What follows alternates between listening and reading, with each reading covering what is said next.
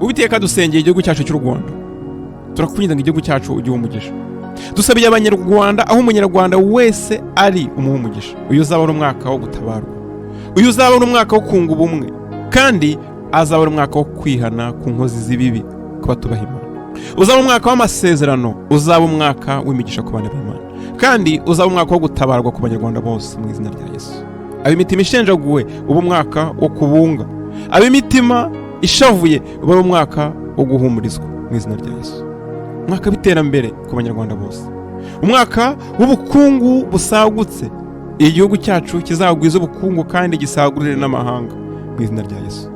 Kandi uzaba umwaka wo kugira ngo umurimo wa Kristo uzaguke mu gihugu cy'u Rwanda, uzaba umwaka wo kugira ngo abanyarwanda bose babeho banezerewe, uzaba umwaka wo kugira ngo abanyarwanda bagubwe neza muri byose, bagubwe neza yaba mu bugingo bwabo ndetse no mu mibiri yabo. Uzaba ari umwaka wo guhinga bakeza, uzaba ari umwaka wo gusubizwa kw'amasezerano yabo, uzaba ari umwaka wo gusubizwa kw'amasengesho y'abanyarwanda.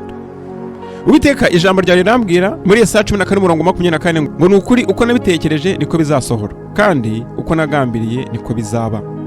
Uwiteka turakwingize ngo imigambi mibisha, imigambi mibi Satani afite ku gihugu cy'u Rwanda, iyo migambi iburizwa. Imigambi yo kuduteza intambara iburizwa mu izina rya Yesu. Imigambi yo kuduteza inzara iburizwemo mu izina rya Yesu. Imigambi yo kuduteza ibyorezo iburizwemo mu izina rya Yesu. Imigambi yo guteza abanyarwanda umwiryane iburizwemo mu izina rya Yesu.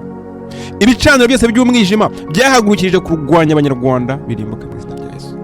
Intwaro zose zitunze u Rwanda nizirimbuke noneho.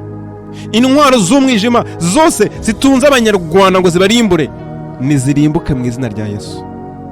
Intwaro yaba izigaragara yaba n'izitagaragara zagambiriye kurwanya abanyarwanda, izo ntwaro zose nizitatane mu izina rya Yesu. Ingabo z'umwanzi, ingabo za Satani zigambiriye kurwanya abanyarwanda nizirimbuke noneho, nizirimbuke zikwira imishwaro zitatane mu izina rya Yesu.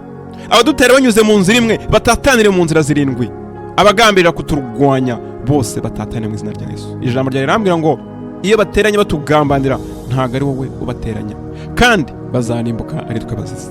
Imyuka y'ikuzimu, abakonikoni, abarozi, abayiliminati, abafreemasons, imigambi mibisha yose bafite ku bana b'Imana nirimbuke mu izina rya Yesu. Iyo migambi yabo nirimbuke, imigambi yabo nikayuke nonaha mu izina rya Yesu. Uwiteka turasengera itorero ryawe, ijambo ry'Imana ramwe ngo kuri Kristo Yesu ni itorero ry'Imana ryubatse, kandi amarembo y'ikuzimu ntago azarinyeganyeza. Uwiteka turasengera itorero ryawe, turakwinginze ngo umwuka w'ubupfumu winjiye mu itorero uyu mwaka, uwo mwuka w'ikuzimu utatane, uyu mwaka uwo mwuka w'ikuzimu urimbuke, itorero ry'Uwiteka ryaguke mu izina rya Yesu.